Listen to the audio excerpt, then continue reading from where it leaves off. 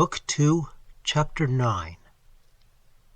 As some injudicious master lowers and vitiates the taste of the student by fixing his attention to what he falsely calls the natural, but which, in reality, is the commonplace, and understands not that beauty in art is created by what Raphael so well describes, namely, the idea of beauty in the painter's own mind, and that in every art, whether its plastic expression be found in words or marble, colors or sounds, the servile imitation of nature is the work of journeymen and tyros.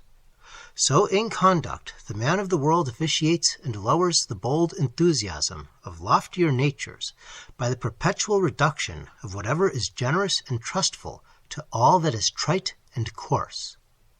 A great German poet has well defined the distinction between discretion and the larger wisdom. In the last, there is a certain rashness which the first disdains. The purblind sees but the receding shore, not that to which the bold wave wafts them o'er. Yet in this logic of the prudent and the worldly, there is often a reasoning unanswerable of its kind.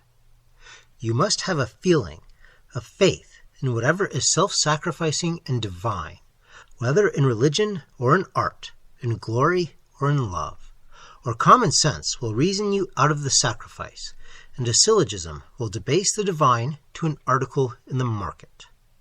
Every true critic in art, from Aristotle and Pliny, from Winckelmann and Vasari to Reynolds and Fuseli, has sought to instruct the painter that nature is not to be copied, but exalted, that the loftiest order of art, selecting only the loftiest combinations, is the perpetual struggle of humanity to approach the gods.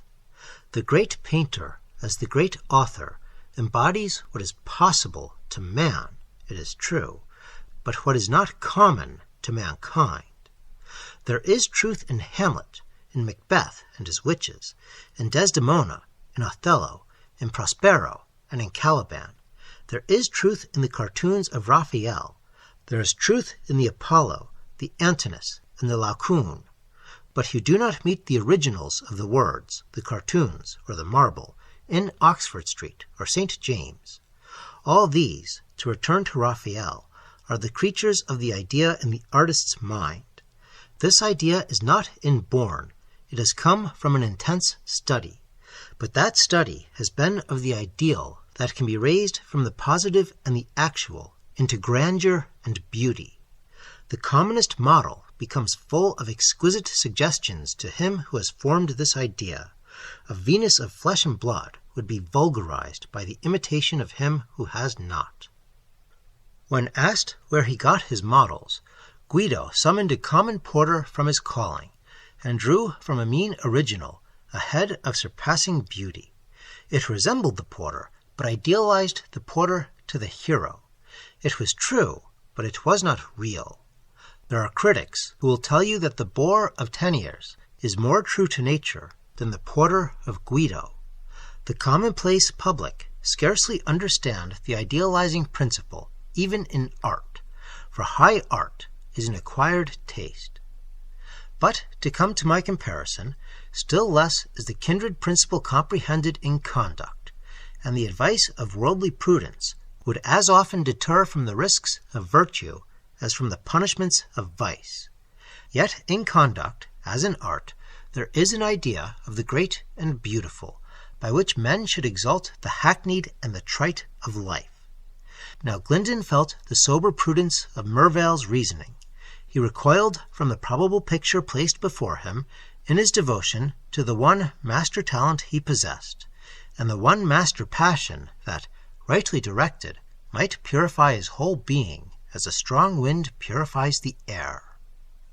But though he could not bring himself to decide in the teeth of so rational a judgment, neither could he resolve at once to abandon the pursuit of Viola. Fearful of being influenced by Zanoni's counsels and his own heart, he had, for the last 2 days, shunned an interview with the young actress. But after a night following his last conversation with Zanoni, and that we have just recorded with Mervale, a night colored by dreams so distinct as to seem prophetic, dreams that appeared so to shape his future, according to the hints of Zanoni, that he could have fancied Zanoni himself had sent them from the house of sleep to haunt his pillow. He resolved once more to seek Viola, and though without a definite or distinct object, he yielded himself up to the impulse of his heart.